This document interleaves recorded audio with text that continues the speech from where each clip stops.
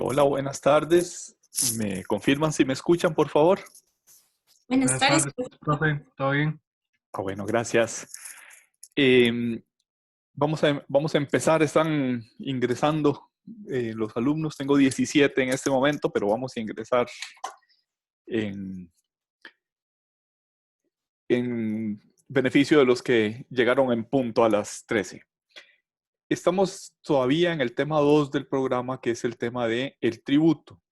Recordarán que vimos en la lección del jueves pasado los tres tributos que aparecen el, en el código tributario: los impuestos, las tasas y las contribuciones especiales. Hoy vamos a ver el tema de precios públicos, que no está en esa regulación del código tributario, y que tiene muchas similitudes, tiene algunos puntos de contacto y de difícil diferenciación con las tasas. Entonces vamos a intentar ver el tema de precios públicos por comparación con el tema de las tasas. Adicionalmente veremos el tema de parafiscalidad. ¿Qué cosa es parafiscalidad y cuáles son los impuestos parafiscales? Y el más paradigmático de ellos, que es las cuotas de seguridad social en nuestro país. Y finalmente, si nos alcanza el tiempo, veremos el tema de algunas otras contribuciones que son forzosas, son de derecho público, pero que no revisten el carácter de tributo, son no tributarias. Entonces, en primer lugar, ¿qué son los precios públicos? No tenemos una regulación en nuestro país sobre los precios públicos. En realidad, no tenemos, a diferencia de otros países, una definición normativa, una definición de derecho positivo.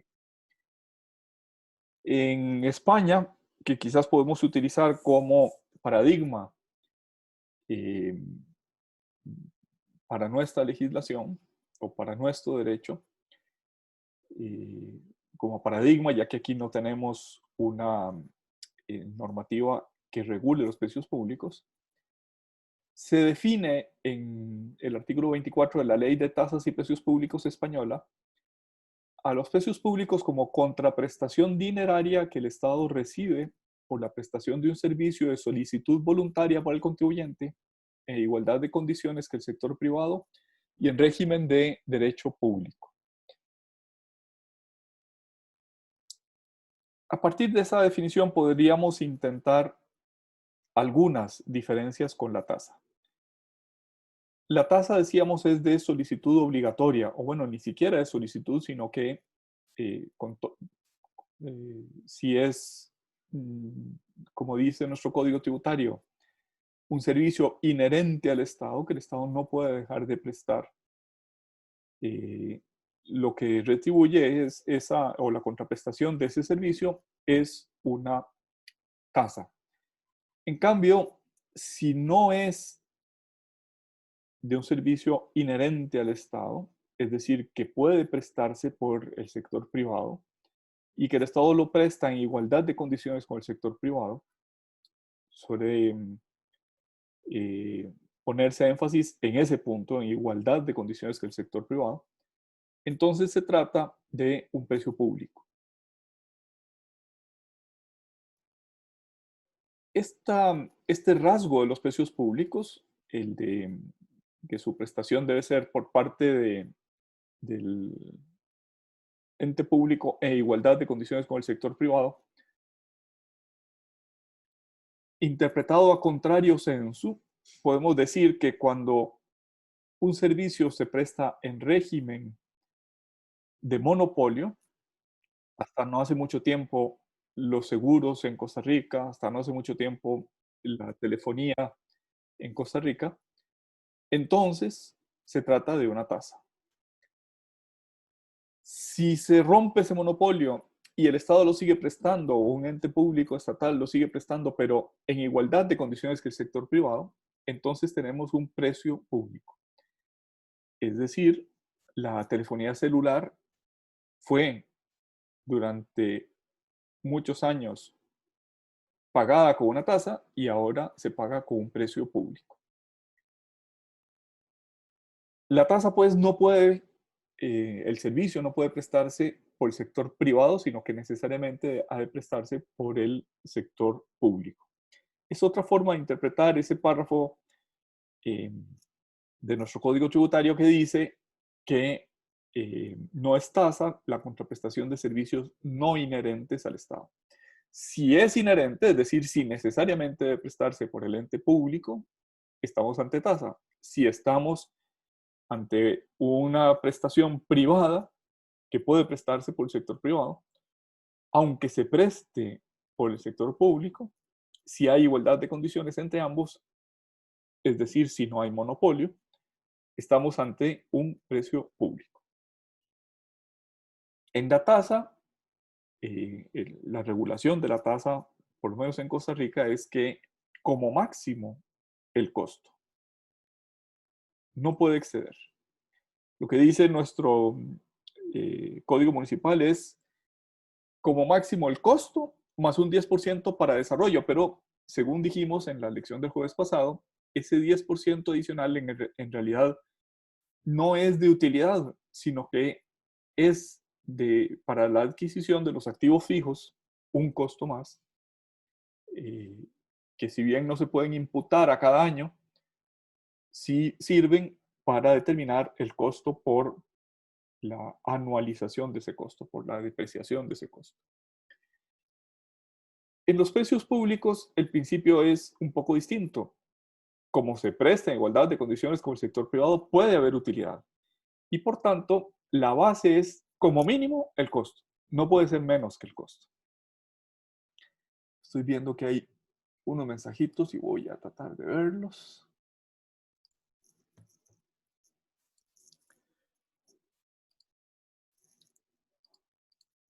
Algunos precios públicos.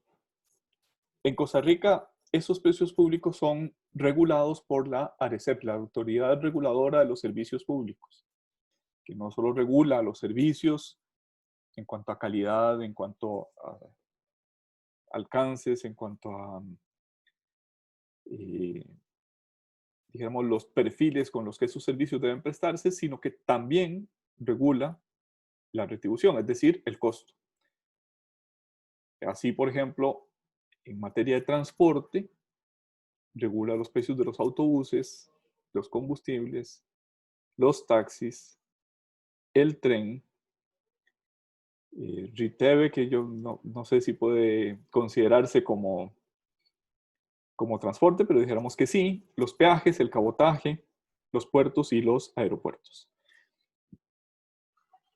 También está regulado por servicios por precio público, es decir, no solo el servicio, sino la contraprestación, el agua, la electricidad, el alcantarillado y el correo. También el riego y el avenamiento, y esto pues es particularmente importante en materia de los canales que hay en Guanacaste, los canales de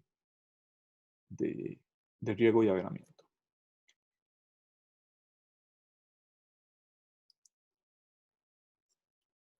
Entonces, bueno, ya dijimos algunas distinciones entre las tasas y los precios públicos. Ahora vamos a intentar sistematizar esas diferencias. Hay una primera vía de distinción que es la fuente jurídica de la prestación y de su régimen jurídico formal. En el caso de las tasas, la fuente es algo que la Constitución o en algunos casos las leyes atribuyen directamente al Estado o al ente público. Dicho en otras palabras, no podría algo que no esté en monopolio, puede haber monopolios constitucionales, por ejemplo, de la salud, no podría algo que no está en monopolio ser objeto de un precio público. También puede ser objeto de un precio público aquello que no puede sino prestarse en régimen de derecho privado, en régimen de competencia. El régimen jurídico formal es, pues, distinto. Mientras que en la tasa, el servicio y su precio están en régimen de derecho público, en el precio público, el servicio está en régimen de derecho privado, pero el precio, la contraprestación, está en régimen de derecho público. Parece una contradicción, ¿verdad? El precio, en principio, lo fija el mercado. Pero es público, está en régimen de derecho público porque hay la intervención de un órgano que lo fija, que en Costa Rica es la ARECEP. Otra vía de distinción es que el propio ordenamiento decida esto va a ser una tasa o esto va a ser un precio público. Otra vía de distinción, o sea, esta segunda, perdón, es una vía de distinción puramente de derecho positivo, es lo que la ley diga que es. O sea, la ley podría decir, la recogida de basuras es retribuida con un precio público. Bueno, pues en Costa Rica el Código Municipal atribuye expresamente eso a las municipalidades y por tanto es una tasa. Pero más allá de esa definición estrictamente de derecho positivo, es decir, simplemente la norma que indique esto es tasa o es precio público, detrás de esa pura definición pareciera que es necesaria una configuración constitucional. Por ejemplo, si la Constitución política dice que la zona marítimo terrestre es inalienable, no puede salir del dominio del Estado. En consecuencia, el uso privativo de esa propiedad inalienable del Estado solo puede ser retribuida con una tasa. No podría hacerlo con un precio público. Otros criterios doctrinales sobre este punto. La tasa, dicen algunos doctrinarios, es una obligación ex lege, nace de la ley, igual que todos los tributos, igual que los impuestos, igual que las contribuciones especiales. Mientras que el precio público es una obligación ex contracto. Esto, pues, es cierto, pero es insuficiente para distinguir la tasa y los precios públicos. De hecho, esa ley de tasas y precios públicos española que mencionamos hace un momento, recibió muchas críticas porque a raíz de la emisión de esa ley, muchos servicios que se pagaban mediante tasas se sacaron de la tasa y se pasaron a precio público como una forma de privatizar esos servicios, una forma de tercerizar para que puedan ser prestados en régimen de derecho privado, a pesar de que el ingreso lo fuera de derecho público. Y por tanto, lo que decían quienes criticaban esa vía de distinción es, no basta que lo establezca el ordenamiento, no basta que se trate de una definición meramente de derecho positivo. Es necesario que la configuración de tasa o precio público responda a si el servicio es inherente o no es inherente al Estado. Así realmente tiene que ser una tasa o un precio público. Suele decirse, como otro criterio doctrinal, que la tasa es una obligación de derecho público, mientras el precio público es una obligación de derecho privado.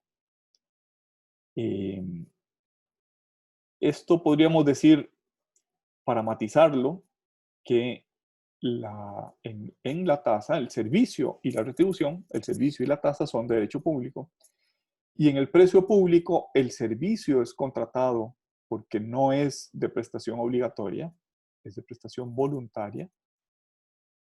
Por ejemplo, en Costa Rica los seguros, por ejemplo, en Costa Rica la telefonía celular. La contratación, el servicio, la prestación es de derecho privado, aunque el ingreso sea un ingreso de derecho público. Obviamente el ingreso es de derecho público porque está regulado por un ente como en Costa Rica la ARECEP.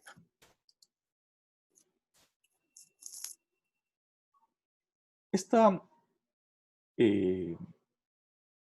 diferencia o esa discusión cuando surgió la ley de tasas y precios públicos española llevó a algunos doctrinarios a decir que la verdadera distinción es una distinción de rango constitucional. Cuando hay carácter obligatorio de la solicitud o de la recepción, estamos frente a una tasa. Por ejemplo, no es el caso en Costa Rica porque la emisión de la cédula de identidad es un servicio gratuito, pero si estuviera retribuido, lo que se paga por la emisión de la cédula de identidad es necesariamente una tasa, no podría ser un precio público. Profe, como la licencia. La licencia sí puede ser un precio público si lo prestaran entes privados. Como solo lo presta la Dirección General de Tránsito, aunque pueda usar intermediarios, por ejemplo el Banco Central el Banco de Costa Rica, en el caso de la licencia estamos necesariamente ante una tasa. Solamente puede otorgar esa autorización el ente público. Pues no sé, en otros países podría decírsele, bueno, que RITEVE no solo examine el carro, sino que examine la idoneidad de los conductores. En ese caso estaríamos frente a un precio público. Pero como no es el caso, como no ha sido delegado, como solo lo presta el ente público, no solo formal, sino sustancialmente no puede otorgarse la emisión de la licencia, no puede otorgarse la emisión de la cédula, no pueden delegarse. Por eso es que estamos frente a una tasa. Ahora, si el servicio podría prestarse, pero no se presta, esto es, no hay un monopolio, no está establecida la reserva a favor del ente público, pero no se presta por el sector privado, solo lo presta el ente público, entonces estamos frente a una tasa.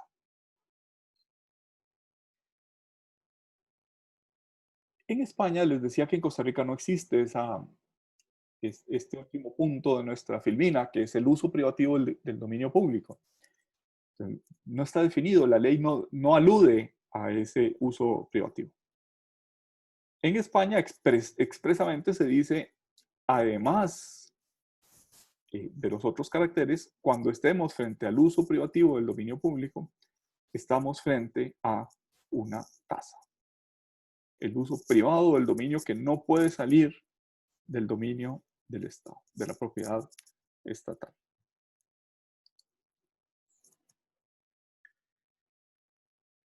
Comparando lo que dicen los españoles con nuestro artículo 4 del Código de Normas y Procedimientos Tributarios, podríamos decir que las tasas tienen implícito el criterio de distinción que es la inherencia del servicio al Estado o al ente público.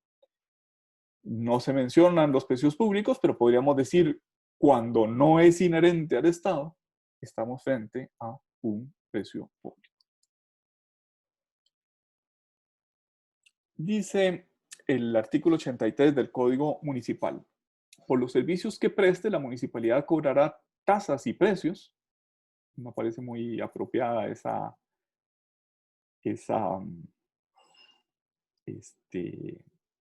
utilización conjunta de tasas y precios, que se fijarán tomando en consideración el costo más un 10% de utilidad para desarrollarlos.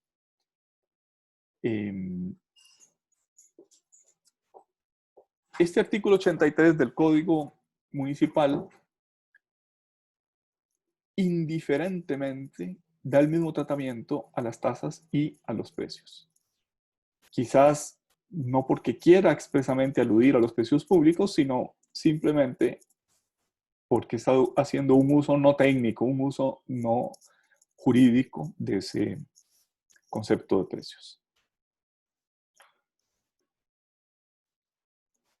Hay, por tanto, un principio del beneficio y de provocación del costo. ¿Qué quiere esto decir? Que no solo es que la tasa se fija cuando yo me beneficio del servicio, sino que de alguna manera provoqué el costo de ese servicio. Trataré de explicarme.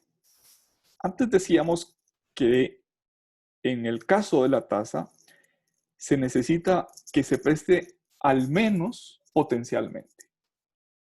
¿Qué quiere esto decir? Que la municipalidad cuando cuando hace su cálculo del costo, toma el costo de todos aquellos que viven en el cantón, de todos aquellos que podrían recibir ese servicio. Eso es lo que quiere decir que provocan el costo. No está usada esa expresión en esta filmina como ninguna actitud positiva del sujeto pasivo, sino que forma parte de lo que el ente público tomó en cuenta para la prestación del servicio. Desde ese punto de vista se dice, aunque yo no me beneficie del servicio prestado, si provoqué su costo, y ese provoqué su costo, repito, no es una actividad positiva del sujeto pasivo, sino que es que se tomó en cuenta para distribuir el costo entre la población de un determinado cantón. En esas circunstancias, aunque yo no me beneficie, pero me podría beneficiar, a eso es a lo que alude el artículo 83 del Código Municipal. Ese es el costo más el 10% de desarrollo. Ya empezamos a comentar en la clase del jueves pasado la declaratoria de inconstitucionalidad de la tasa de policía. Se decía en ese momento que la tasa de policía debía ser financiada por un impuesto, porque la cobertura del servicio es tal que todos los habitantes, no solo aquellos que podían recibir ese servicio, no solo aquellos en los que se podía individualizar el servicio, sino que de manera no individualizable todos los habitantes deben recibir el servicio de seguridad. Por esa razón, la Sala Constitucional dijo, no es razonable, no es constitucional, es inconstitucional por falta de razonabilidad el que el servicio se financie mediante una tasa. Debía financiarse mediante un impuesto. Y bueno, yo les comenté también el jueves pasado que eso provocó el que se aprobara una ley del impuesto de policía, que es su forma de cálculo y otros elementos son muy parecidos a la forma de cálculo de la tasa.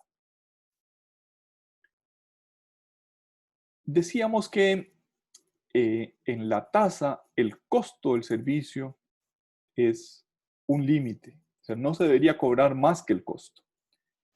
En nuestro artículo 83 del Código Municipal dice costo más el 10%, pero ya hemos dicho varias veces que ese 10% en el fondo es un costo fijo, no es un costo variable, es el costo de los activos, es el costo de la inversión.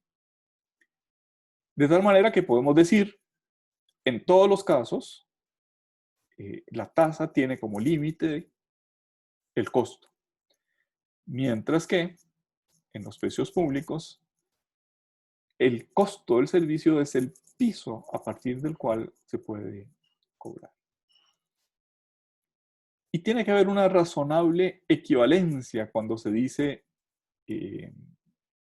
que en la tasa el costo del servicio es el límite, esto quiere decir que a lo largo del año, pues puede haber variaciones. Por ejemplo, en el costo de la recolección de basura, el costo de electricidad, no, de combustible, es posible que haya bajado. Y por tanto, cuando se hizo el presupuesto, pues había un presupuesto mayor. Esa razonable equivalencia no quiere decir que tengan que devolverme lo que se hubiera cobrado de más o que cobrarme un exceso cuando acaba el ejercicio económico del ente que presta el servicio. Lo que quiere decir es que es hecho el presupuesto tomando en cuenta la estimación del costo. Eso debe ser suficiente para la fijación de la tasa. En el caso de las contribuciones especiales, la tercera figura de nuestro artículo 4 del Código de Normas y Procedimientos Tributarios, el principio del beneficio es diferente.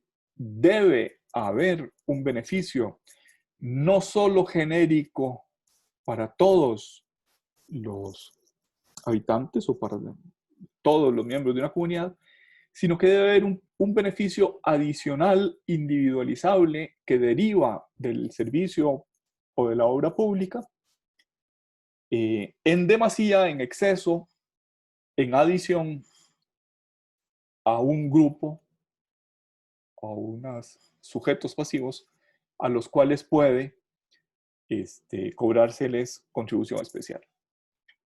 De tal manera que los elementos para la fijación de la contribución especial son, de una parte, el costo total de la obra.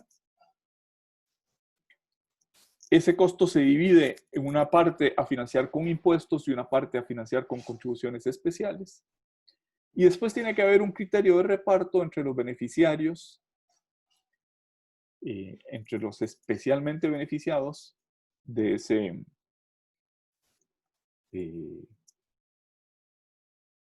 beneficio de la obra pública o del servicio público. Regresando al ejemplo de cuando se abrió la Ruta 27 que mencionábamos en la clase del jueves pasado, decíamos los habitantes de algunos cantones y señaladamente del cantón de Grecia se vieron beneficiados porque hubo una plusvalía cuando esa obra pública se concluyó. Es decir, inmediatamente que se abrió esa obra pública, sus inmuebles subieron de valor. La 27 no se podría financiar exclusivamente con contribuciones especiales, porque es una obra pública y las obras públicas, por definición, tienen que beneficiar a todos los ciudadanos o a una gran parte de los ciudadanos. Con contribuciones especiales se puede financiar, o el fundamento de la contribución especial es el beneficio especialmente señalado, el beneficio adicional al que tiene la generalidad de la sociedad, que tienen algunos sujetos. Pero establecido este principio, es también lógico pensar que hay algunos que se benefician, dentro del grupo de los que se benefician más, hay algunos que se benefician todavía en mayor medida y otros en menor medida. En concreto, se mencionó en algún momento con la Ruta 27, aunque ya les dije también en la lección pasada que no fue el caso, no se utilizó contribuciones especiales para financiar la Carretera Nacional 27, pero se mencionó en aquel momento que el criterio del reparto de ese porcentaje del costo a financiar con contribuciones especiales podría ser la cercanía o la lejanía que tuviera el inmueble respecto de esa obra pública. Es decir, si yo estoy a la orilla de la carretera, es posible que tenga un mayor beneficio. Si estoy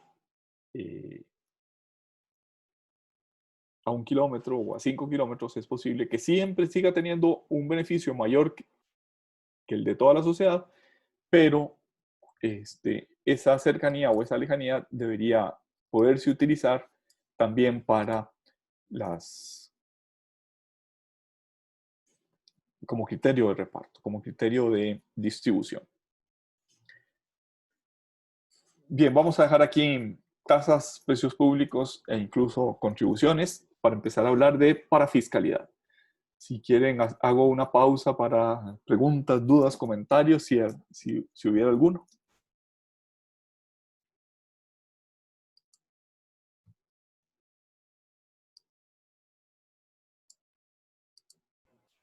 Profe, otra pregunta administrativa, disculpe. Sí, con todo gusto. Profe, ¿para cuándo es el primer parcial? Está en el programa, ahí está la fecha tentativa del primer parcial. No lo tengo presente en este momento, pero ahí está. Yo me voy a meter a Metix. Gracias, profe.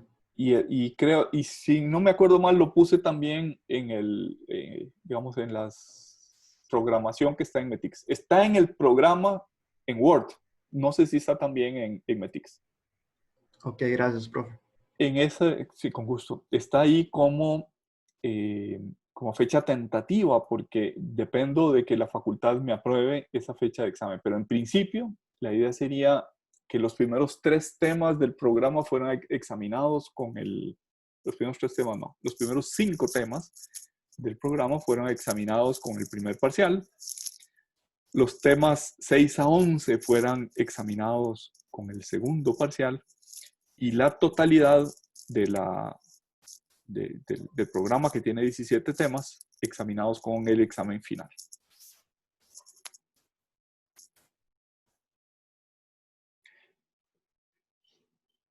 Bien, hablemos de parafiscalidad.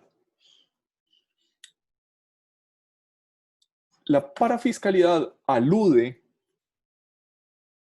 a un circuito paralelo, es un circuito fiscal, pero paralelo al circuito fiscal.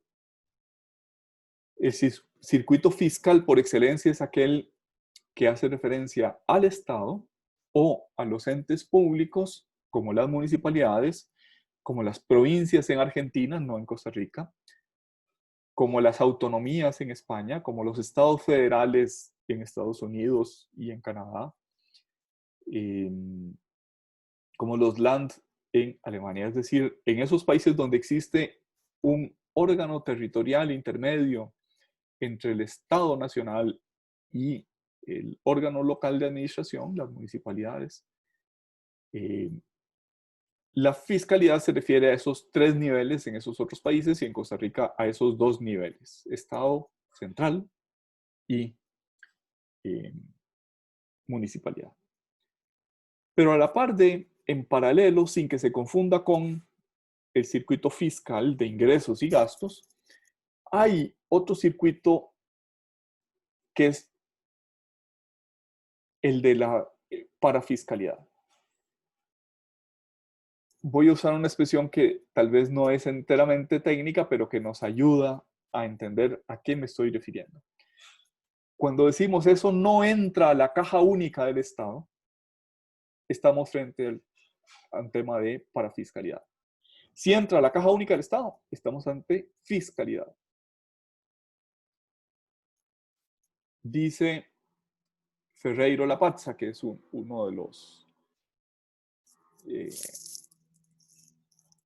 ya es un hombre muy mayor, fue profesor de la Complutense de Madrid durante muchos años. Un tributo fiscal es así un tributo que sigue en su creación, vida y destino el régimen jurídico normal y típico de los tributos. La existencia de un tributo que no responde a este esquema, por ejemplo, que haya sido establecido por una disposición de rango inferior a la ley, que se gestione fuera de la órbita de la administración financiera, que no se integre a los presupuestos generales del Estado, que se destine a cubrir un gasto determinado, significa la existencia de un circuito de ingresos y gasto público distinto en algunos o en la mayoría de sus tramos, según los casos, paralelo al circuito típico y normal de los ingresos y gastos del Estado. En otras palabras, si el tributo sigue típicamente los ingresos y la administración por parte de un ente público, en Costa Rica paradigmáticamente la Dirección General de Tributación, entra a la Caja Única del Estado y lo gasta el Estado, estamos ante el régimen fiscal. Y otro tanto podríamos decir, si entra a la Administración Tributaria Municipal, entra a la Caja Municipal y sale como gasto municipal, esto es un tributo fiscal. Eso quiere decir que en su creación, vida y destino es el régimen jurídico normal y típico de los tributos. Pero podría suceder, y de hecho sucede, que ese circuito de ingresos, caja, gastos, en alguno de sus tramos se gestione fuera de la administración financiera, de la administración tributaria del Estado. Por ejemplo, los impuestos del INDER, del Instituto de Desarrollo Rural, que graban los licores y graban el tabaco,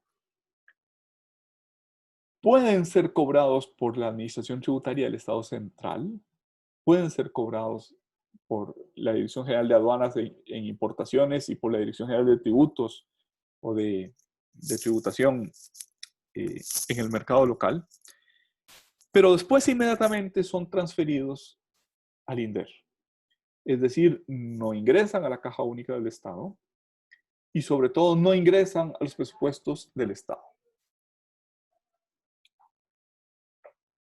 Y con eso que queremos decir que el Estado no puede utilizarlo para financiar las actividades que le han sido encomendadas, sino que se lo remite a un órgano, a un ente, en nuestro caso, en el caso que venimos hablando, el Instituto de Desarrollo Agrario, el INDER, de Desarrollo Rural, perdón, INDER,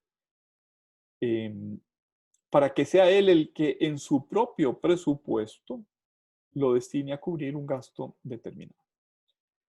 Es decir, si bien no en todo el circuito, pero sí en una parte importante del circuito salió del ingreso normal, del régimen jurídico normal de ingresos y gastos públicos, para pasar a un gasto público especializado o domiciliado en un ente diferente al circuito típico, en ese caso estamos frente a un tributo parafiscal. Si el circuito es el normal, el ordinario, el habitual, circuito fiscal, tributo fiscal. Si en todo o en parte no sigue ese circuito típico, estamos frente a el fenómeno de parafiscalidad, el circuito de los tributos parafiscales. Dice este dictamen de la Procuraduría General de la República del año 2005, se utiliza el concepto de parafiscalidad para hacer referencia a la contribución destinada a cumplir un fin específico que constituye la razón de ser de la obligación. La particularidad del tributo parafiscal consiste en que no es administrado por órganos del Estado ni figura como ingreso presupuestario suyo.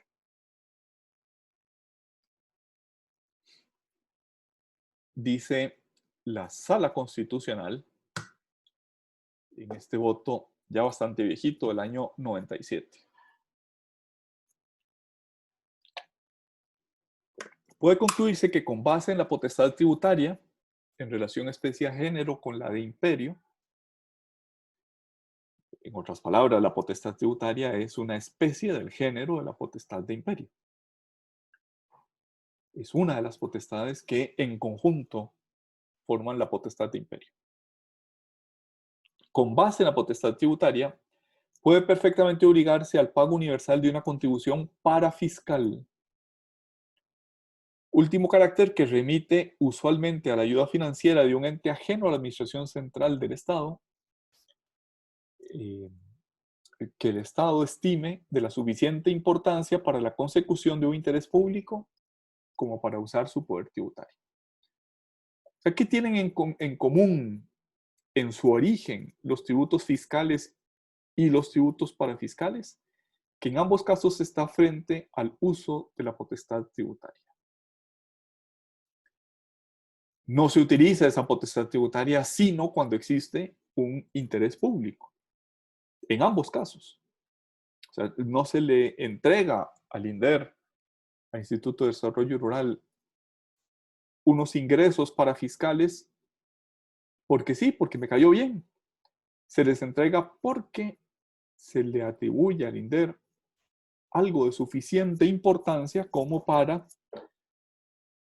eh, crear un tributo para fiscal y darle esa finalidad. Dice Héctor Belisario Villegas, que es un autor argentino de la Universidad de Córdoba, bajo la denominación de parafiscales han aparecido contribuciones destinadas a la previsión social, a cámaras agrícolas, a fondos forestales, a centros de cinematografía, bolsas de comercio, centros de estudios, colegios profesionales, etc. O sea, entidades de tipo social o de regulación económica.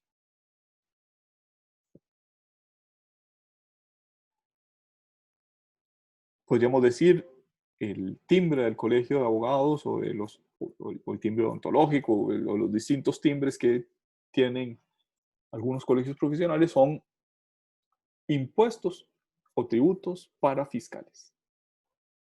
No entran a la caja única del Estado, entran a la caja de ese colegio profesional y ese colegio profesional los utiliza para un fin público. Pues obviamente no lo puede utilizar para un fin privado. Hace algunos años, hace bastantes años, se discutía un poco airadamente, un poco perdiendo la dulzura del carácter, si se me permite la expresión, que el timbre se utilizaba para financiar la cancha de fútbol del Colegio de Abogados. Pues el Colegio de Abogados dijo en su momento que no, y que si alguna vez había sido así, que no lo era en el momento en el que se hacía esa afirmación. Tenía fama la cancha de fútbol del Colegio de Abogados de ser la mejor cancha de fútbol en aquellos años del país.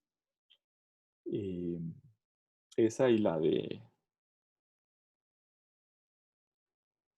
la que está en Belén, que a veces las utilizaba la selección nacional para ir a entrenar.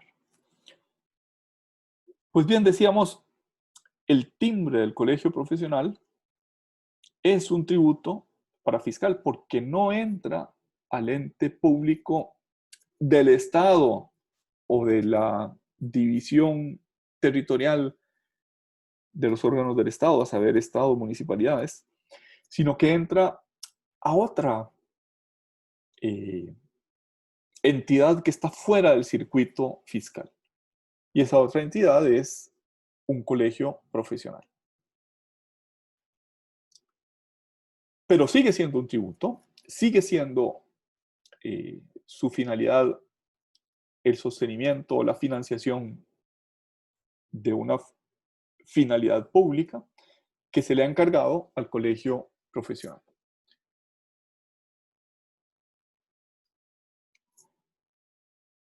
Según este autor Villegas, las características de la parafiscalidad es que no se incluye el producto, lo que se cobra, lo que se recauda de tributo parafiscal, no se incluye en los presupuestos estatales. Esto es, en los presupuestos de la nación argentina, de las provincias o de los municipios. En Costa Rica podríamos decir, no se incluyen los presupuestos del Estado central ni de las municipalidades. Otra característica, según Villegas, no se recaudan por los organismos específicamente fiscales del Estado. En Argentina, la Dirección General Impositiva, las Direcciones Generales de Rentas, sino que se recaudan por un ente, si bien público, diferente de esos organismos fiscales del Estado. Y no ingresan a las tesorerías estatales.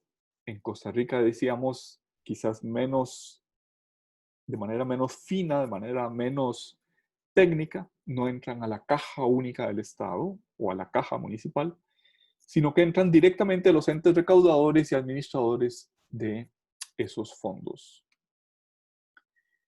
Regresamos al dictamen de la Procuraduría del año 2005. Se trata de tributos destinados a financiar actividades específicas y cuyos recursos no ingresan al presupuesto del Estado. Esa no incorporación al presupuesto no se motiva en la presencia de un tributo con destino específico, con el cual se pretenda desconocer el principio de unidad presupuestaria en sus diversas manifestaciones. Hay una doble negación en esa segunda frase. No se incorpora al presupuesto, pero no porque no se motive en la presencia de un tributo con destino específico. Dicho en otras palabras, aunque algo ingrese al presupuesto estatal, podría ingresar de manera afectada, es decir, con un destino predeterminado. Por ejemplo, en el impuesto al valor agregado se dice una parte de los ingresos que se recauden con el impuesto al valor agregado se destina específicamente al PANI o se destina específicamente a el Banco de la Vivienda.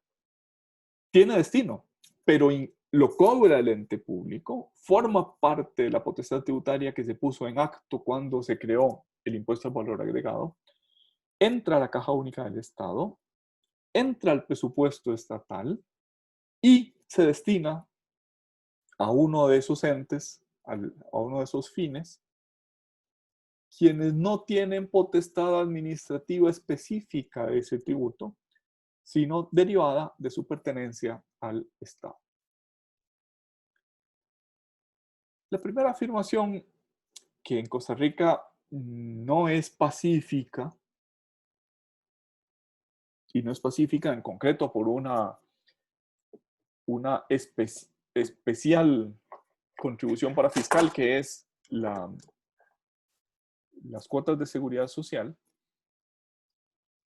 No es pacífico en Costa Rica que los tributos para fiscales sean tributos, que las contribuciones para fiscales sean tributos.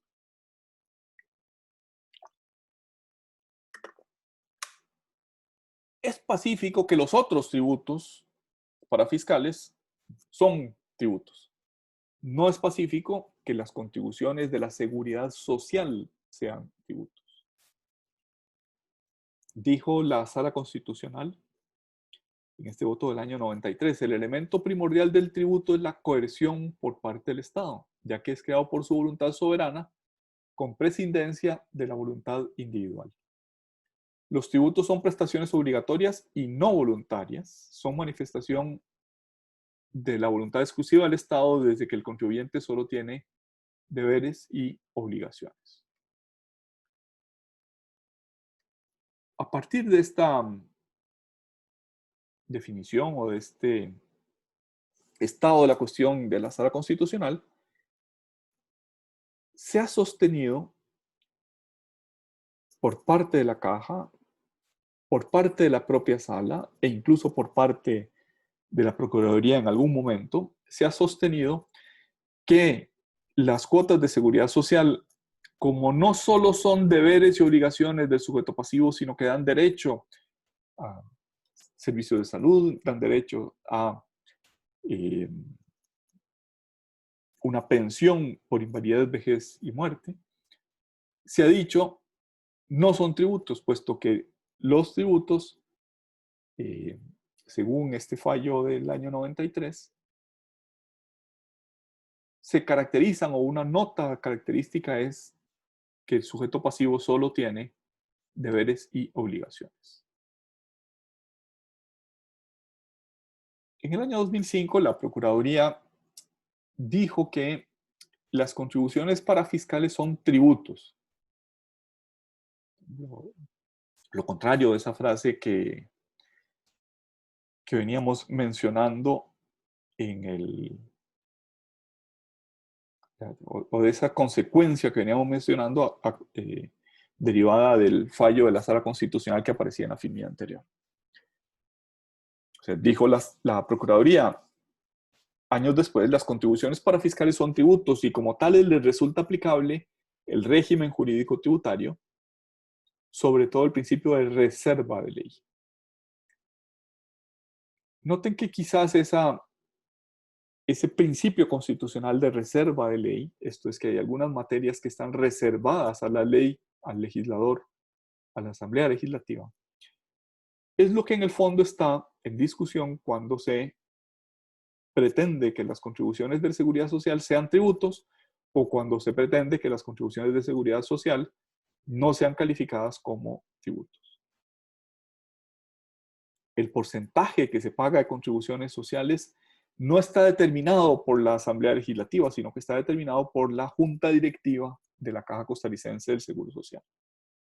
Si se admitiera que son un tributo para fiscal, debería, por lógica consecuencia, decirse el porcentaje que se cobra no puede ser definido sino por la Asamblea Legislativa.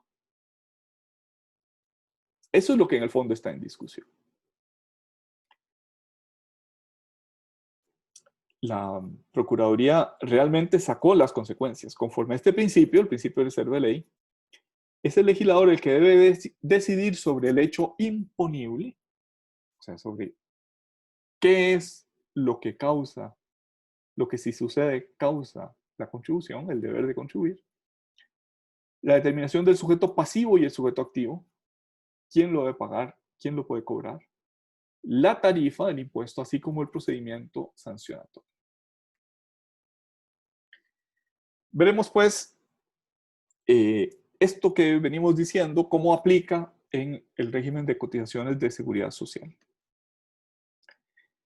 En primer lugar, digamos que las contribuciones de seguridad social fueron establecidas en los años 40, al inicio de los años 40, y que después fueron constitucionalizadas. Esto es la ley constitutiva de la Caja Costarricense del Seguro Social, que si no recuerdo mal es del año 43, ya establecía esas contribuciones tripartitas forzosas. Tripartitas quiere decir que son de tres partes: el Estado, los patronos y los trabajadores. Y el artículo 73 de la Constitución Política constitucionalizó. Esto es, aunque el artículo dice se establecen los seguros sociales, es lo cierto que esos seguros ya existían, que no se establecieron por el artículo 73, sino que se elevaron a régimen constitucional, a rango constitucional. El artículo 73 estableció los seguros sociales en beneficio de los trabajadores manuales e intelectuales. En aquel momento había una distinción que se ha venido perdiendo entre trabajadores manuales que utilizan su cuerpo físico y trabajos intelectuales que utilizan básicamente su intelecto, su capacidad cognitiva. Esa distinción, como digo, que era muy propia de los años 40, se ha ido perdiendo.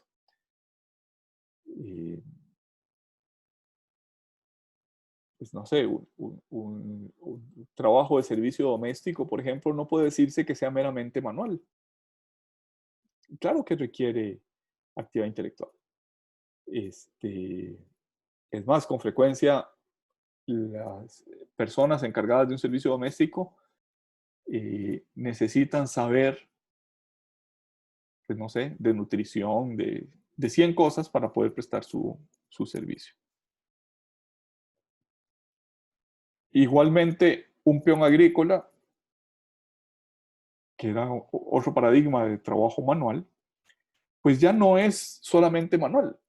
Ahora tiene que saber, pues no sé, de elementos básicos de química para poder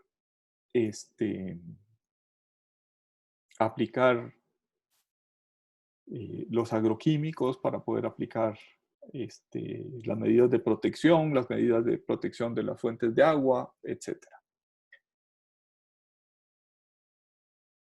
El artículo 73 de la Constitución Política todavía hace esa distinción entre trabajadores manuales e intelectuales, pero para ambos, a diferencia de lo que en los primeros años 40 se pretendía, para ambos se establece un sistema de contribuciones forzosas al régimen de seguridad social para todos los que intervienen en esa relación de trabajo, a saber, el patrono e el trabajador, pero además para el Estado.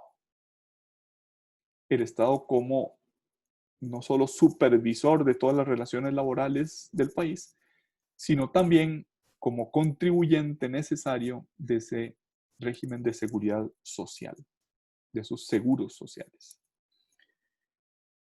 La finalidad está también en el artículo 73 de la Constitución Política, para proteger a estos, es decir, a los trabajadores, contra los riesgos de enfermedad, invalidez, maternidad, vejez, muerte y demás contingencias que la ley determine.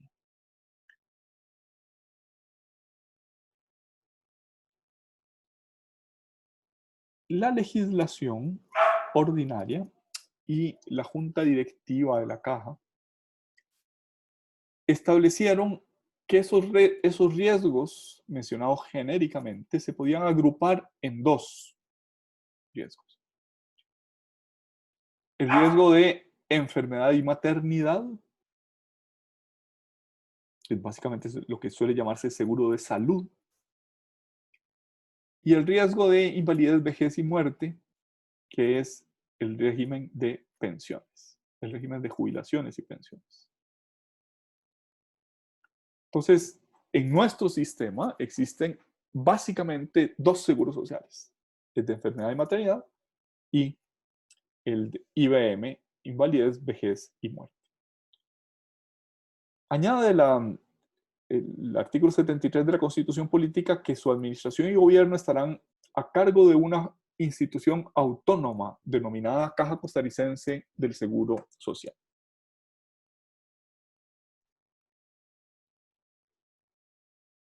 La Sala Constitucional ha dicho que esa autonomía de la Caja Costarricense del Seguro Social es una autonomía superior, es una autonomía que tiene un salto cualitativo respecto de las otras autonomías que reconoce la Constitución Política,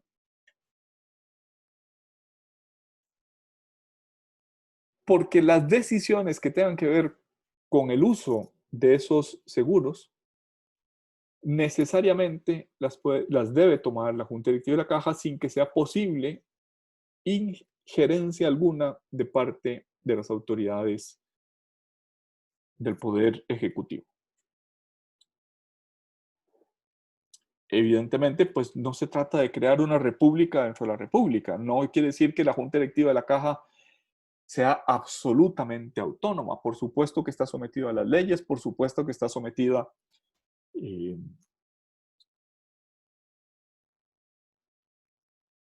a las afirmaciones y a los deberes que le imponga la Asamblea Legislativa. Después veremos esa tensión que hay entre Caja y Asamblea Legislativa. Dice la Constitución que los fondos y reservas no pueden transferirse ni emplearse en finalidades distintas a las que motivaron su creación. Esta limitación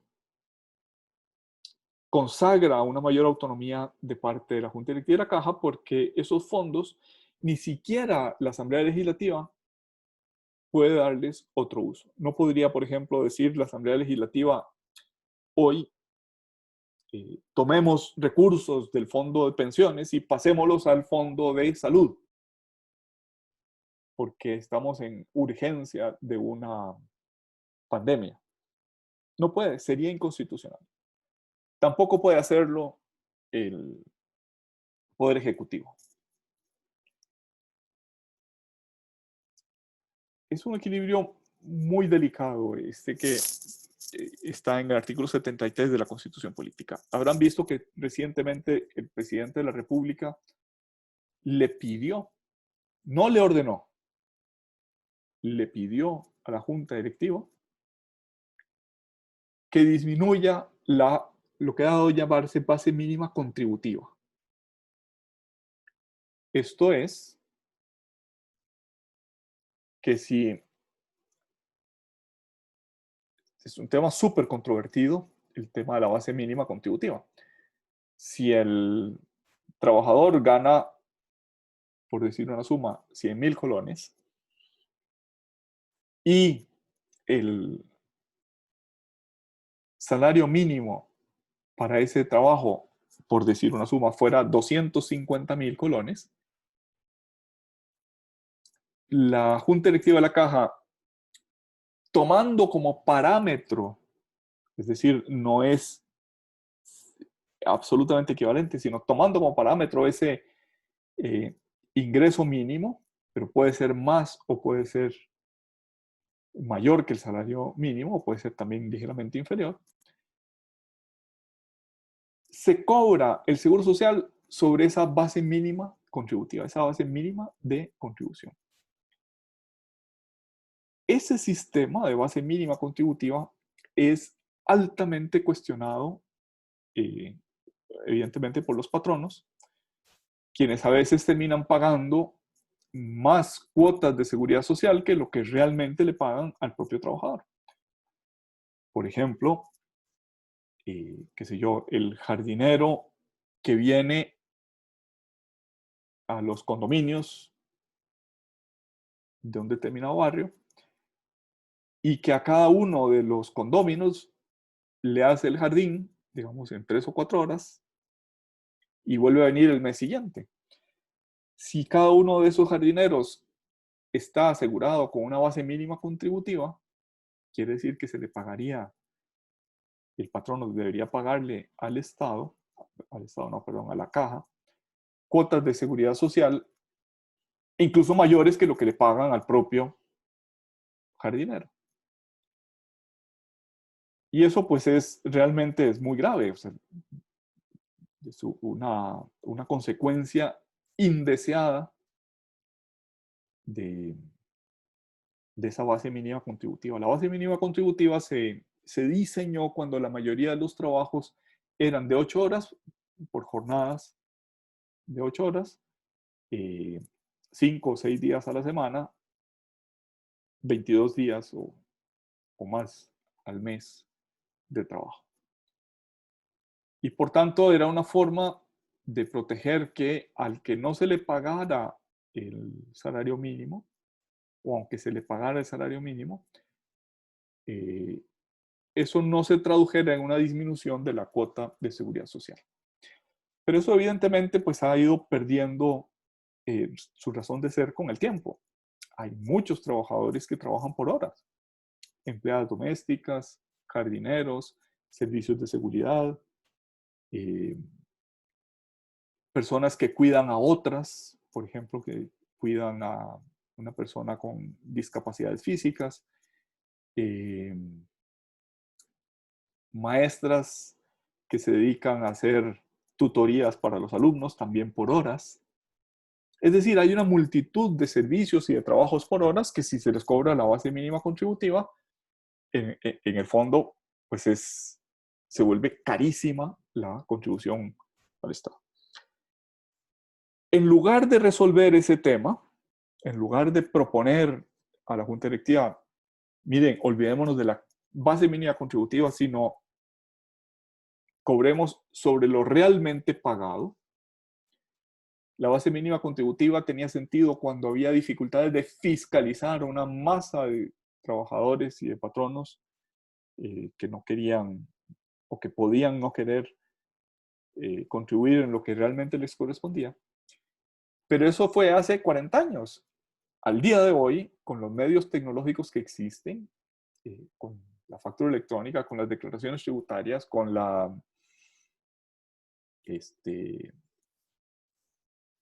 con el pago de las contribuciones en línea, no tiene razón de ser esa base mínima contributiva.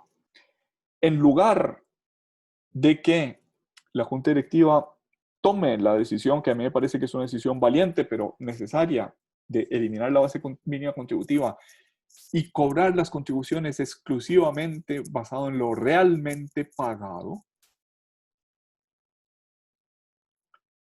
en lugar de tomar esa decisión, el presidente ha dicho por 4ª vez en lo que va de la pandemia que se rebaje la base mínima contributiva contra un aumento en la contribución del Estado. Me parece que se están dando largas a una solución urgentemente necesitada. Pues bien, en el artículo 2 de la Ley Constitutiva de la Caja, de alguna manera es una traducción, es cierto que precede al artículo 73 de la Constitución, pero de alguna manera es, una vez constitucionalizado, poner en práctica el régimen constitucional. Señala que el seguro social obligatorio comprende los riesgos de enfermedad, maternidad, validez, vejez y desempleo involuntario. Además, comporta una participación en las cargas de maternidad, familia, viudedad y orfandad y el suministro de una cuota para entierro, de acuerdo con la escala que fije la caja, siempre que la muerte no se deba al acaecimiento de un riesgo profesional. Si se debe al riesgo profesional, es un seguro distinto, es el seguro de riesgos profesionales. Aquí lo que me interesa señalar es esta frase, de acuerdo con la escala que fije la caja. Noten que no estamos frente a el principio de reserva material de ley, o por lo menos este artículo 2 de la Ley Constitutiva no parece tomar en cuenta la existencia de esa decisión que para los tributos se residencia en el Poder Legislativo.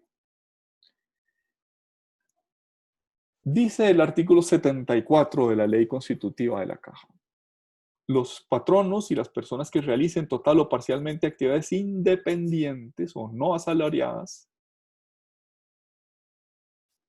Tal vez aquí es importante hacer una pausa para señalar el régimen original de la Caja, el régimen constitucionalizado del artículo 73, es un régimen que se refiere a patronos y trabajadores en relación de dependencia, pero en el año 2000 se modificó la ley constitutiva para volver obligatoria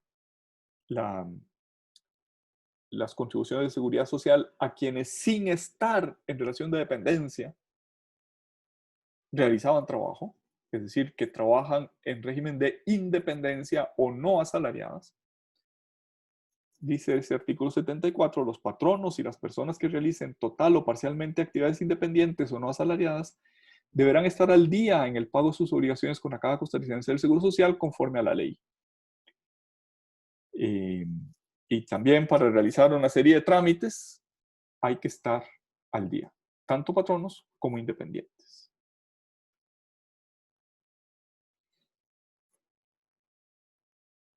Dice el dictamen 217 de la Procuraduría del año 2000. Estamos frente a un deber constitucional que el derecho de la Constitución le impone a los habitantes de la República, frente al cual no cabe eximentes. Unos años más tarde, en el 2005, la parafiscalidad se constituye en el mecanismo normal de financiamiento de organismos de seguridad social o de entes representativos de intereses productivos o profesionales, sin que pueda considerarse que los recursos que el tributo generen sean recursos estatales. Son públicos, pero no son del Estado. En este último párrafo de la Filmina, ese dictamen del 2005, si uno lo compara con las notas que decía el profesor argentino Héctor Villegas de la Universidad de Córdoba, vemos que son básicamente los mismos: entes de seguridad social o representativos de intereses productivos o profesionales. En esa frase se resume una de las notas que daba el profesor argentino. La doctrina las identifica como prestaciones patrimoniales de carácter público.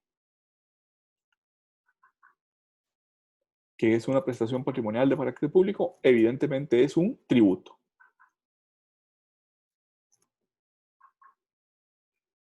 si bien no todas las prestaciones patrimoniales de carácter público son tributos, sí lo son las de seguridad social.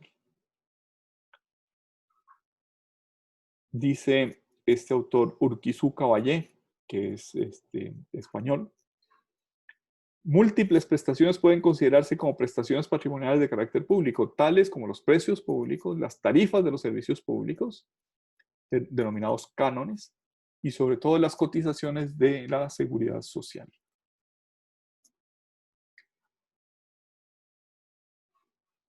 ¿Cuáles son las características del tributo que nos llevan a la conclusión de que las cotizaciones de seguridad social son tributos parafiscales? La primera, los tributos son debidos al Estado o a un ente público. En este caso, se le deben a la Caja Costarricense del Seguro Social, que es un ente público. En segundo lugar, son coactivos. Es una prestación patrimonial no voluntaria, como hay un cierto elemento de voluntariedad en materia de precios públicos. En este caso no, son coactivos, son plenamente exigibles, incluso con los medios coactivos que el Estado puede utilizar. En tercer lugar, los tributos se destinan primordialmente a la financiación de necesidades públicas. Y esto es algo que puede predicarse plenamente de las cotizaciones de seguridad social. No obstante, la Sala Constitucional ha sido zigzagueante, ha sido ambivalente. En unos casos, sobre todo votos muy viejos, ha dicho que no es un tributo. Por ejemplo, en este voto del año 98, en que dijo, el pago de la cuota o contribución, según sea el caso, no es un tributo, sino el pago de una obligación legal. ¿Y acaso los tributos no son obligaciones legales? Claro que lo son. Que es condición para la existencia misma del régimen de seguridad social y su finalidad es el fortalecimiento del fondo para protección y beneficio de los propios contribuyentes. No es muy concluyente esa frase de la Sala Constitucional, puesto que todos los tributos son obligaciones legales. Entonces no puede decirse que algo no es tributo sino obligación legal, sin incurrir en una contradicción in terminis. En este otro voto de la Sala Constitucional del año 2006, recuerden que este es del año 98, en el año 2006 dijo que las reglas de determinación sobre base presunta de los tributos, que están reguladas por los artículos 116, 125, inciso B, y 124 del Código de Normas y Procedimientos Tributarios, eran aplicables a las contribuciones de seguridad social. Dicho en otras palabras, el Código Tributario regula los tributos. Hay unas normas de determinación sobre base presunta que no estaban en la ley constitutiva de la Caja, no están todavía al día de hoy expresamente en la ley constitutiva de la Caja. Y el reglamento de fiscalización aludía a estos artículos del Código de Normas y Procedimientos Tributarios. En consecuencia, se intentó la inconstitucionalidad de ese reglamento de fiscalización y la Sala la declaró sin lugar la acción de constitucionalidad, diciendo que no debe olvidarse que el pago de los seguros sociales se constituye en un tributo parafiscal. O sea, al contrario del 97, en el 2006, del 98 en el 2006, dijo la Sala, es un tributo parafiscal. Los seguros sociales se constituyen en un tributo parafiscal, en tanto sus fondos están dispuestos a favor del ente de gestión social, con lo que rompen el principio de caja única. Si no estuvieran en el principio de caja única, estarían como tributos fiscales.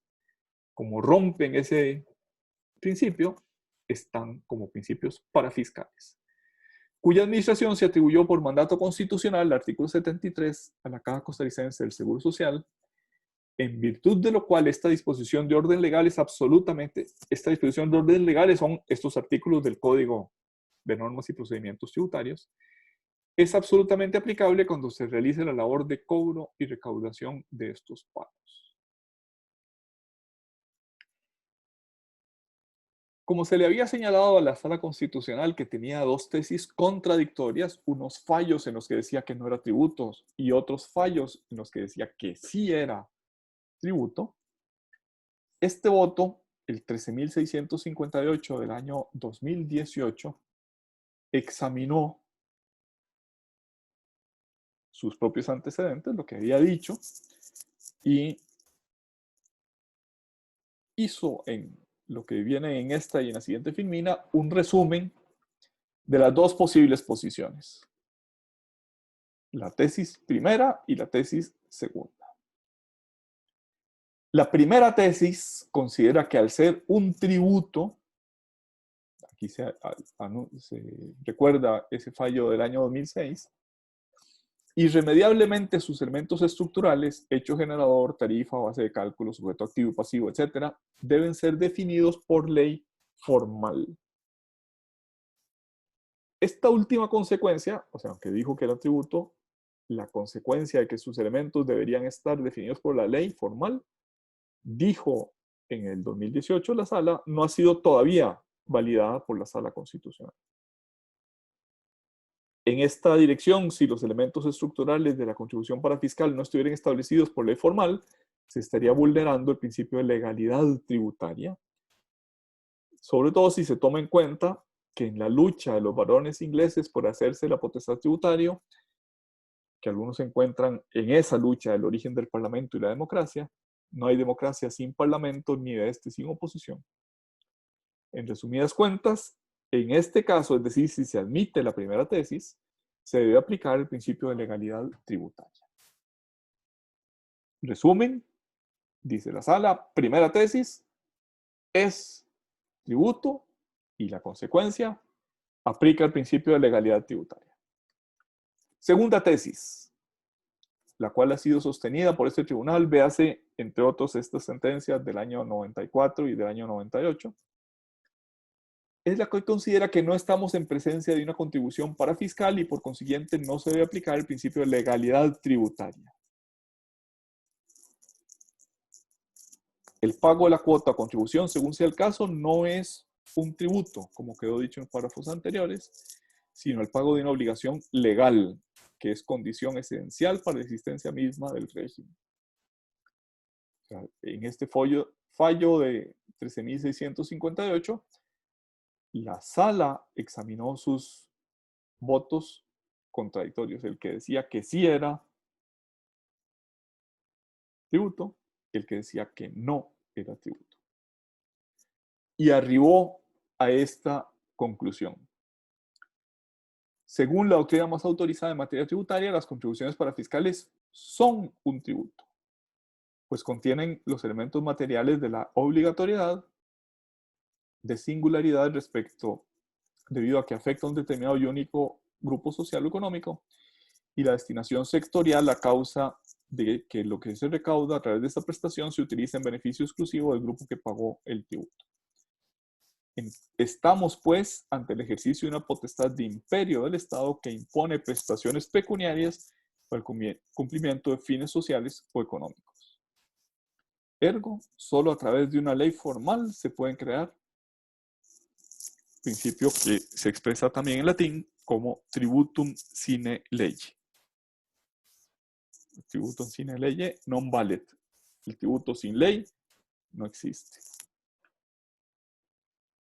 En este voto, 13.658, sin embargo, a la hora de poner las conclusiones, la sala dijo, si bien es un tributo para fiscal, se rige como las tasas, que las tasas no se fija su monto por parte de la Asamblea Legislativa, sino que se fijan con base en su costo. El costo del servicio de seguridad, el costo del servicio de pensiones, sirve para determinar el monto de la contribución. esa frase no es muy feliz.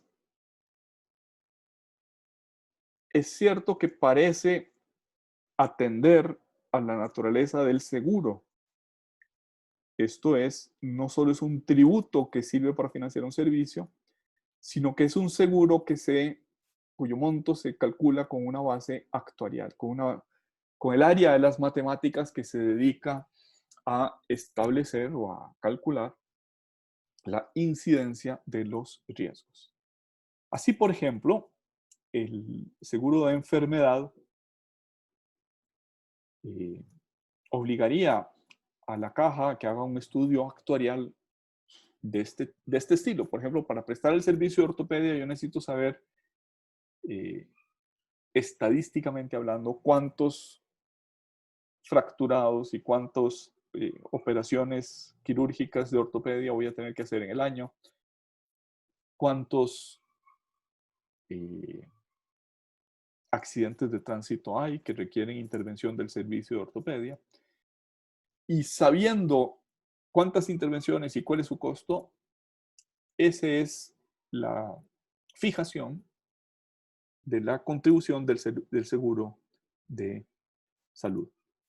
Y lo mismo podríamos decir para las cotizaciones del seguro de pensión. Yo tengo que saber cuánta población hay, cuánta población está contribuyendo, cuántos son los que se van a jubilar, qué edad van a tener, cuántos años van a estar jubilados y por tanto yo les voy a tener que pagar esas prestaciones a título de pensión. Y eso, digamos, esa naturaleza de seguro no parece muy compatible o no parece muy razonable que sea fijada por la Asamblea Legislativa, sino que pareciera que lo lógico es que se fije por la Junta Directiva con base en un estudio, como ya dije, de carácter actuarial, como todos los seguros. Dice el artículo 23 de la Ley Constitutiva de la Caja Costarricense del Seguro Social. Las cuotas, y las prestaciones serán determinadas por la Junta Directiva de acuerdo con el costo de los servicios que haya de prestarse en cada región y de conformidad con los respectivos cálculos actuariales. La contribución de los trabajadores no podrá ser nunca mayor que la contribución de sus patronos, salvo los casos de excepción que para dar mayores beneficios a aquellos y para obtener una más justa distribución de las cargas de seguro social obligatorio, señala el reglamento con base en recomendaciones actuariales. De este artículo señalo que la parte que sí se cumple o que se intenta cumplir es la de los cálculos actuariales. La parte que no se cumple es que pareciera que esos cálculos actuariales deben hacerse por región y no se hacen por región, son cálculos actuariales para todo el país. O sea que tampoco se cumple lo de que puede haber casos de excepción de mayores contribuciones de parte de los trabajadores. Hay una contribución única para todo el país, para todos los trabajadores, y hay una contribución única para todo el país, para todos los patronos. Bien, decíamos que junto a lo que llevamos dicho hasta ahorita, a saber, impuestos, tasas, contribuciones especiales, que son los tributos de acuerdo con nuestro código tributario, precios públicos que no están regulados en Costa Rica. Después vimos para fiscalidad hay varios ejemplos, pero el paradigmático son las cuotas de seguridad social. Para terminar de redondear todo este panorama, existen unas prestaciones patrimoniales de carácter público, pero no tributarias, que no son tributo. Dicho en otras palabras, una prestación patrimonial de carácter público tiene como característica el que es coactiva. Si no, no sería de derecho público. Prestación patrimonial quiere decir algo que pertenece a mi patrimonio, se saca de mi patrimonio, se saca de la bolsa de la propiedad del sujeto pasivo, coactivamente se impone a la voluntad. Eso solo puede hacerse por un ente público. Si lo hiciera un ente privado, pues no estaríamos frente al tributo. Si lo hiciera un ente privado sin una norma de derecho público, estaríamos frente a una exacción ilegal, frente a un robo o una exacción ilegal. Y tienen carácter patrimonial. Dicho en otras palabras, hay una detracción, una disminución, una intervención coactiva en el patrimonio y una expropiación, es decir, sacar del ámbito de la propiedad privada algo para someterle a la propiedad pública. Desde ese punto de vista, todo tributo es una prestación de carácter público, pero además de los tributos hay otras prestaciones que, sin ser tributos, son prestaciones de carácter público, patrimonial de carácter público. Dicho en otras palabras, el género es prestación patrimonial de carácter público y las especies, en un primer grado de especiación, son tributos y otras prestaciones no tributarias. En este fallo del Tribunal Constitucional Español del año 95 se dice que el concepto de prestación patrimonial de carácter público que recoge el texto constitucional es más amplia, es más abierta que el concepto de tributo. La imposición coactiva de la prestación patrimonial, es decir, el establecimiento unilateral de la obligación de pago por parte del poder público sin el concurso de la voluntad del sujeto llamado a satisfacerla, es en última instancia el elemento determinante de la exigencia de reserva de ley. Por ello, bien puede concluirse que la coactividad es la nota distintiva fundamental del concepto de prestación patrimonial de carácter público. En Costa Rica, estos términos, prestación patrimonial de carácter público, se intentó incluir en la Constitución política en los años 90 del siglo pasado.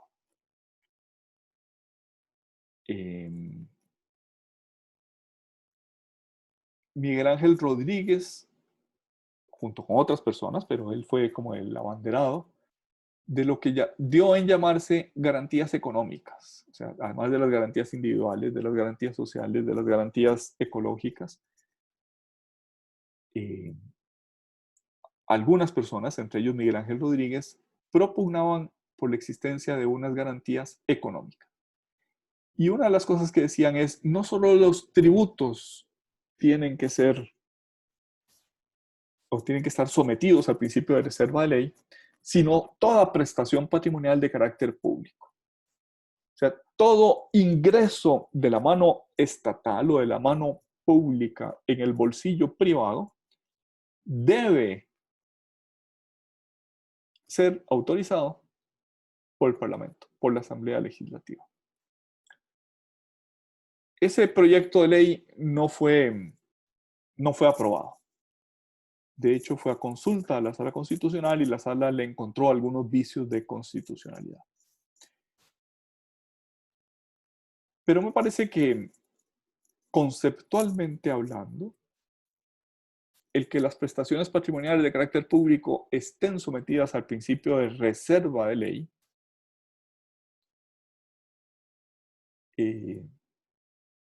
es lo lógico cada vez que se parte del ejercicio del poder público sin concurso de la voluntad privada, de la voluntad del que presta esa prestación patrimonial. En Costa Rica puede decirse que la contribución del artículo 80 de la Ley de Asociaciones Cooperativas es un ejemplo de prestación patrimonial de carácter público, pero no tributaria. Es decir, ese artículo 80 obliga a las asociaciones cooperativas coactivamente a financiar el fondo de fomento cooperativo y a financiar con ese fondo o esas contribuciones al fondo el CENECOP, el Centro Nacional de Fomento Cooperativo. Se discutió la naturaleza de ese artículo 80 de la Ley de Cooperativas y la sala primera y cuarta declararon que eso era un tributo. Lo cual era una cosa muy rara porque el tributo, si bien participa del carácter de coactividad, del carácter de prestación patrimonial de carácter público, resulta que el que lo cobraba y el que lo administraba y el que lo gastaba no era un ente público, sino que era un ente privado del CENECOP. A mí me parece que en la interpretación de ese artículo 80 de la Ley de Cooperativas, ambas salas, primera y cuarta, digamos, incurrieron en un error conceptual, que es que forzaron la interpretación para entender que el sujeto activo era un ente público. Y la verdad es que está muy claro en la Ley de Asociaciones Cooperativas que el CENECOP es un ente privado. O sea, es un acreedor de derecho privado. Es cierto que esa prestación es coactiva, no hay elemento de voluntariedad. Las cooperativas tienen que necesariamente pagar esa prestación patrimonial. Es ex lege, nace de la ley. Pareciera claro que está destinada a satisfacer un fin público, a saber, el desarrollo del movimiento cooperativo en Costa Rica.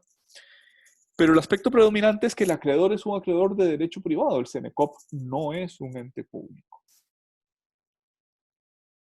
Es un ente privado. En consecuencia, esa prestación del artículo 80 de la ley de las asociaciones cooperativas no es un tributo, sino una prestación patrimonial de carácter público, pero no tributaria. Y con eso llegamos al final de la clase de hoy. Preguntas, dudas, aclaraciones, comentarios. Estoy a su disposición si quieren decir alguna cosa.